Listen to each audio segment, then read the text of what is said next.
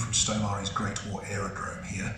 Another video for you with a quick look into our collections. So what are we going to talk about today? Well, we've touched on aerial bombardment before in these videos, and as you know, we've got some various deactivated bombs and bomblets in our collections. But actually, to really have some damage on the ground troops from above, it didn't have to be explosive. And so today we're going to look at solid bomblets or flechettes. We have a variety of sorts here. These were used to devastating effect when dropped from the air. Initially, starting right away from 1914, they could have been done by airships, but they were also done from fixed-wing aircraft, and all sides used them. You can see on this display board here, you've got a number of ways they can be delivered. We've got individual darts here with their flights. You can see they are made from steel. They've got flights on the back, and they would drop like that. You can imagine what it's like receiving a blow to the head from one of these drop from above. Now remember, the Americans first trialled bombing from the air in 1912 with bags of sand in Los Angeles, and they proved that as long as you were careful, you could actually get some reasonable accuracy by 1912 standards.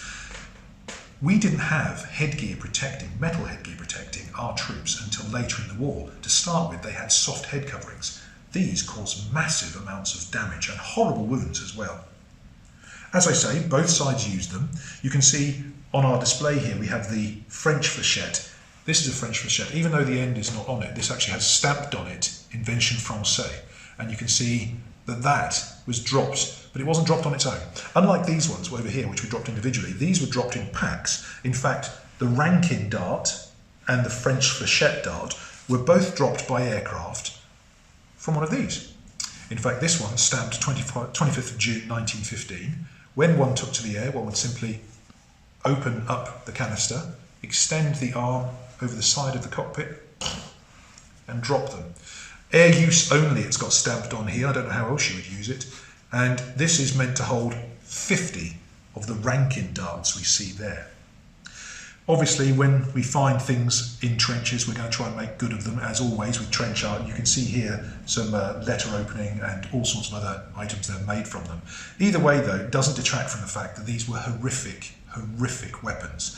They were cheap to manufacture from steel, they were easy to use, and they had great psychological effect. If you can imagine every single person scurrying for cover as soon as they have an aircraft going over dropping these, and the horrible injuries they would have caused, you can imagine how quickly people are going to scurry into their holes in the trenches if they hear aircraft going over. So effective, in fact, are these flechettes and this method of damaging the ground troops that the Americans used them in the Vietnam campaign in the 1960s and early 1970s. Unfortunately, we're very good at thinking of things and ways to damage our fellow man. Interesting things in our collection. Some of these have come from the Flowers and Beaumont collection, and we're very thankful for them for loaning those objects to us. And these will be available for you to look at when we reopen soon. Thanks for watching.